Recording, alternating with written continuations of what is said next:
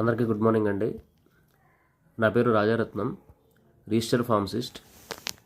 So చాలామంది actually ఈరోజు నేను ఈ వీడియో చేయడానికి గల కారణం ఏంటంటే, చాలామంది నా స్టేటస్లు చూసి రీల్స్లలో, ఫేస్బుక్లలో స్టేటస్లు చూసిన ప్రతి ఒక్కరు కూడా అసలు ఫార్మా కౌన్సిల్ ఎలక్షన్స్ అంటే ఏంటి, అసలు ఫార్మా కౌన్సిల్లో ఓటు ఎందుకు వేయాలి, అసలు దాని ఇంపార్టెన్స్ ఏంటి అని చాలామంది అడుగుతున్నారు. సో దీని గురించి నేను ఎంతో కొంత కొద్దిగా ఇన్ఫర్మేషన్ ఇవ్వడానికి నేను ఈ వీడియో చేయడానికి గల కారణం. సో ఫార్మా కౌన్సిల్ ఎలక్షన్స్ అంటే ఏంటంటే, మనకి సెంట్రల్లో కానీ స్టేట్లో కానీ ఎలక్షన్స్కి ప్రతి ఒక్కరికి ఐడియా ఉంది. అంటే సెంట్రల్ ఎవ్రీ 4 yearsకి ఒకసారి ఎలక్షన్స్ జరుగుతాయి, పార్లమెంట్ ఎలక్షన్స్.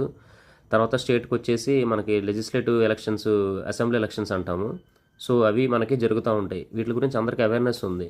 తర్వాత పంచాయత్ ఎలక్షన్స్ అందరికీ కామన్గా తెలుసు, మున్సిపల్ ఎలక్షన్స్ కూడా చాలామందికి తెలుసు, ప్రెసిడెంట్ని ఎన్నుకోవటము, ఇవన్నీ కూడా కామన్గా అందరికీ తెలిసిన విషయాలే.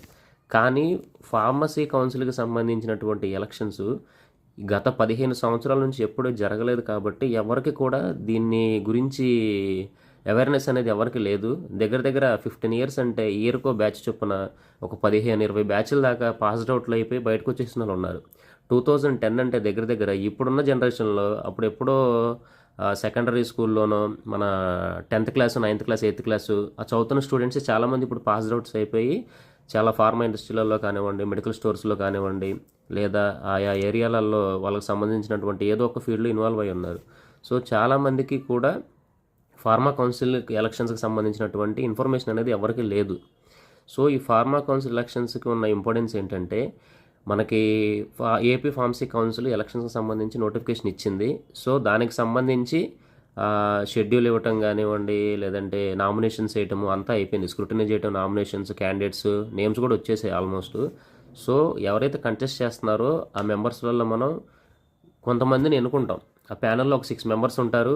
ప్రతి ఒక్క ప్యానెల్కి సంబంధించి ఏ ప్యానెల్కి ఆ ప్యానెల్స్ వారు ఉన్నారు. దాదాపు ఒక 30 members వరకు కంటెస్ట్ చేస్తున్నారు. ప్యానెల్లో ఉన్నటువంటి ఒక 6గురికి మనకు వచ్చినటువంటి మనకి పోస్టల్ బ్యాలెట్ అనేది రిజిస్టర్ పోస్ట్ వస్తుంది ఏపీ ఫార్మసీ కౌన్సిల్ నుంచి. దగ్గర దగ్గర 60,000 మంది రిజిస్టర్ ఫార్మసిస్టులు ఉన్నారు. ఆ రిజిస్టర్ల ఫార్మసిస్ట్కి సంబంధించినటువంటి డేటా మొత్తం ఏపీ ఫార్మసీ కౌన్సిల్ వెబ్సైట్లో కూడా పెట్టారు. ఆ 60,000 మందికి సంబంధించి ఆ డేటా అనేది ప్రతి ఒక్కరు కూడా స్పీడ్ పోస్ట్లో కానీ, రిజిస్టర్ పోస్ట్లో కానీ వాళ్ళ ఇంటికి వస్తుంది.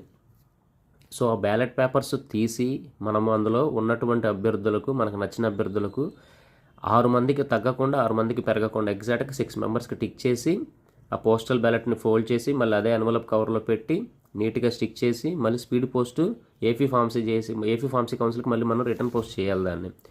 సో ఓటు ఎలా వేయాలి ఏంటి అని చెప్పేసి మనం చెప్పుకునే దానికంటే కూడా ఏపీ ఫార్మసీ కౌన్సిల్ నుంచి వచ్చినటువంటి ఎన్వలప్ కవర్లో ఓటు ఎలా వేయాలి ఏంటి అని చెప్పేసి ప్రతి ఒక్కటి కూడా ఇన్స్ట్రక్షన్స్ ఉంటుంది. 1-2 సార్లు చదివి అర్థం చేసుకొని మీ ఓటు అనేది ఎట్టి పరిస్థితుల్లో కూడా వేస్ట్ అవ్వకుండా ప్రతి ఒక్కరు కూడా ఓటు వేయాలి. చాలామంది అంటున్నారు ఎందుకంటే ఏపీ ఫార్మసీ ఎలక్షన్స్ అంటే చాలామందికి ఇంట్రెస్ట్ రావట్లేదు. మ్యాక్సిమం నేను చేయడానికి గల రీజన్ ఏంటంటే, అసలు ఎమ్మెల్యే ఎలక్షన్స్కి, ఎంపీ ఎలక్షన్స్కి ఉన్నటువంటి ఇంట్రెస్ట్ ఇలాంటి వాటికి రాదు మ్యాక్సిమం. ఎందుకంటే మ్యాక్సిమము మీరు మన రీసెంట్గా చూసుంటారు, మొన్న ప్రెసిడెంట్ ఎలక్షన్స్ జరిగినాయి.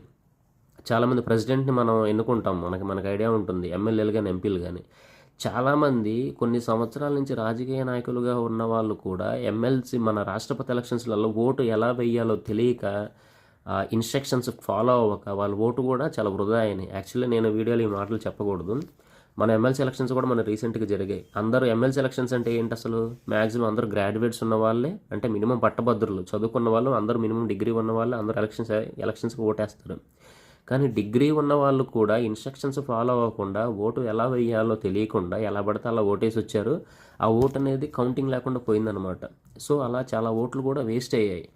అలా కాకుండా ఏపీ ఫార్మసీ కౌన్సిల్ నుంచి వచ్చినటువంటి రిజిస్టర్ పోస్ట్లో ఉన్నటువంటి ఇన్స్ట్రక్షన్స్ 1-2 సార్లు చదివి మీ యొక్క ఓటును మీరు కంపల్సరీగా మీరు వేయాల్సి ఉంటుంది. పదే ఓటు వేయాలని నేను ఎందుకు చెప్తున్నానంటే, ఆఫ్టర్ 15 years తర్వాత ఫస్ట్ టైము మనకి తెలిసిన వాళ్ళు కొంతమంది ఉన్నారు, తెలియని వాళ్ళు కొంతమంది ఉన్నారు. ఏది ఏమైనా సరే ఏపీ ఫార్మసీ కౌన్సిల్కి సంబంధించి ఎలక్షన్స్ జరగటం అనేది శుభపరిణామం. ఫార్మసీ చదువుకున్నటువంటి వాళ్ళకి కానివ్వండి, మెడికల్ స్టోర్స్ రన్ చేస్తున్నటువంటి వాళ్ళకి కానివ్వండి, లేదా ఫార్మా ఇండస్ట్రీలో పనిచేస్తున్నటువంటి వాళ్ళకి కానివ్వండి, ఎలాంటి వాళ్ళకైనా కానివ్వండి, ఫార్మసీ జే ఫార్మసీ కౌన్సిల్ ఎలక్షన్స్ జరగటం వల్ల దాని యూజ్ ఏంటంటే రీసెంట్గా మనం చూస్తున్నాం.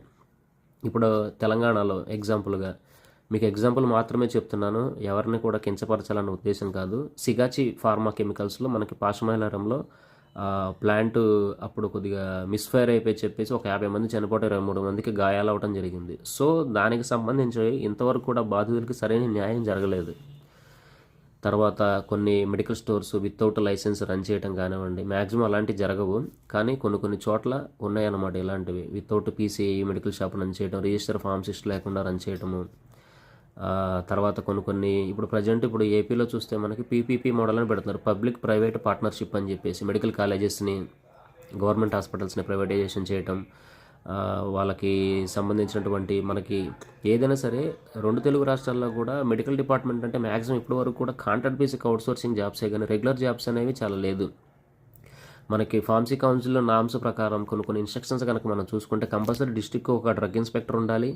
డ్రగ్ ఇన్స్పెక్టర్ పోస్టులు దాదాపు కొన్ని ఏళ్ళ నుంచి పడతలేదు. రెగ్యులర్ ఫార్మసిస్ట్ పోస్టులు అయితే నిల్లు.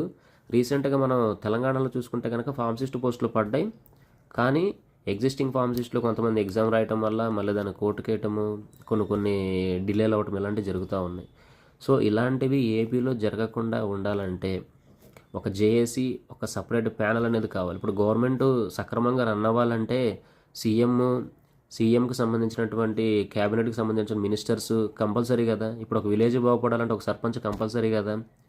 ఇప్పుడు ఒక కంపెనీలో ఒక డిపార్ట్మెంట్ సరిగా రన్ అవ్వాలని ఒక మేనేజర్ కంపల్సరీ కదా. సో అలాగే ఫార్మసీ రిలేటెడ్గా, మెడికల్కి సంబంధించి ఫార్మసీ రిలేటెడ్గా ఫార్మసీ అభ్యర్థులకు, రిజిస్టర్ ఫార్మసిస్టులకు, ఫార్మడీ వాళ్లకు, ఇలాంటి వాళ్లకు ఎలాంటి సమస్యలు ఉన్నా సరే ఈ ఫార్మా జేఏసీ అండర్ గవర్నమెంట్ పరిధిలో పనిచేస్తుంది కాబట్టి కంటెస్ట్ అయి పోటీ చేస్తున్న అభ్యర్థులు ఎవరైతే ఎక్కువ ఓట్లు గడించి ఎన్నికవుతారో వాళ్ళు కంపల్సరీగా వాళ్ళు అభ్యర్థులు అవుతారు. కాబట్టి వాళ్ళు మనకు సంబంధించినటువంటి సమస్యల మీద పోరాడడానికి ప్రభుత్వం తరపున కానివ్వండి, ప్రభుత్వం మీద ఒత్తిడి తీసుకురావడం విషయంలో కానివ్వండి మనకి తోడుగా ఉంటారు. సో మనకేంటంటే చాలామంది ఆల్రెడీ మేము ఫార్మా ఇండస్ట్రీలలో పనిచేస్తున్నాం కదా, మేము ఆల్రెడీ సెటిల్ అయి ఉన్నాం కదా, ఈ ఓటేయటం వల్ల మాకేంటి ఉపయోగం అని అనుకుంటారు. ఇప్పుడు మీరు ఫార్మసీ కానీ లేదా డీఫామ్ కానీ లేదా ఫార్మ్ డీ కానీ వాట్ ఎవర్ ఇట్ మేబీ, మీరు గ్రాడ్యుయేషన్ అయిపోయి వెళ్ళిపోయారు, మీ లైఫ్ మీరు బ్రతుకుతున్నారు. కానీ మన తర్వాత వచ్చే జనరేషన్స్ మనం ఎలాగో మనకంటూ మనము కొంత హెల్ప్ చేయాలన్న థాట్ కానీ, మన సమాజానికి ఎంతో కొంత సేవ చేయాలన్న థాట్ కానీ మనకుండదు.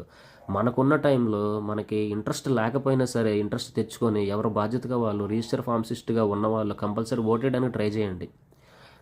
ఎగ్జాంపుల్కి మనం చూస్తున్నాం, మొన్న ఏపీలో కానీ మన తెలంగాణలో కానీ అసెంబ్లీ ఎలక్షన్స్కి, ఎంపీ ఎలక్షన్స్కి చాలామంది విదేశాల్లో ఉన్న వాళ్ళు కూడా, అవుట్ ఆఫ్ కంట్రీస్లో ఉన్న వాళ్ళు, ఫారిన్ కంట్రీస్లలో ఉన్న వాళ్ళు కూడా ఫ్లైట్ టికెట్లు పెట్టుకొని లక్షల రూపాయలు ఖర్చు చేసి వాళ్ళకు ఉన్నటువంటి ఓటును వినియోగించుకున్నారు. వచ్చి ఎందుకు వేశారు? ఓటుకున్న ఇంపార్టెన్స్ అలాంటిది. మనకి ఎప్పుడో ఒకసారి ఇలాంటి ఛాన్స్ వస్తుంది. కంపల్సరీ ఓటు వేయాల్సిన బాధ్యత ప్రతి ఒక్కరి మీద ఉంది. మన కోసం కాకపోయినా మన భవిష్యత్తు తరాల కోసము, మన కోసము కంపల్సరీగా మీ ఓటు హక్కును వినియోగించుకోండి. ఆ రిజిస్టర్ పోస్ట్ వస్తుంది, ఎన్వలప్ కవర్లో పెట్టాలి, దాన్ని టిక్ చేయాలి, ఓటు వేయాలి, చాలా ప్రాసెస్ ఉంటుంది. ఇలాగ మీరు అనుకోవద్దండి దయచేసి ప్రతి ఒక్కరు కూడా మిమ్మల్ని హంబుల్గా రిక్వెస్ట్ చేస్తున్నాను, కంపల్సరీ ప్రతి ఒక్కరు కూడా మీ ఓటు హక్కును వినియోగించుకోండి. దగ్గర 60,000 మంది రిజిస్టర్ ఫార్మసిస్టులు ఉన్నారు. వీళ్ళలో ఎంతమంది ఓటేస్తారో నాకు తెలియదు, కానీ మ్యాక్సిమం 100% ఓటేయడానికి అందరూ ట్రై చేయండి. ఎవరు కూడా ఓటు హక్కును వినియోగించుకోకుండా ఉండొద్దు. మనం చదువుకున్న వాళ్ళం, గ్రాడ్యుయేట్లం, మ్యాక్సిమం అందరూ ఎడ్యుకేటెడ్ పీపుల్సే ఉన్నారు. అందరూ కూడా రిజిస్టర్ ఫార్మసిస్టులు అండి. మనకి ఫార్మసీ కౌన్సిల్కి సంబంధించినటువంటి అలాంటి సమస్యలు ఉన్నాం. వీళ్ళల్లో ఉన్నవాళ్ళు చాలామంది కూడా వాళ్ళకు ఉన్నటువంటి స్వయంగా ఉన్నటువంటి వృత్తులు, వాళ్ళకు ఉన్నటువంటి హాబీస్ని కూడా వదిలేసుకొని మనం చేయలేని పని వాళ్ళు కంటెస్ట్ చేస్తున్నారు. కనీసం మనం సమాజానికి ఎంతో కొంత చేయకపోయినా వాళ్ళకి సపోర్ట్ చేసన్నా మనకి ఎంతో కొంత ఆత్మసంతృప్తి అనేది కంపల్సరీ మనకు ఉంటుంది. సో అందరిని వేడుకుంటున్నాను, దయచేసి ప్రతి ఒక్కరు కూడా మీ అమూల్యమైన ఓటును వినియోగించుకోండి.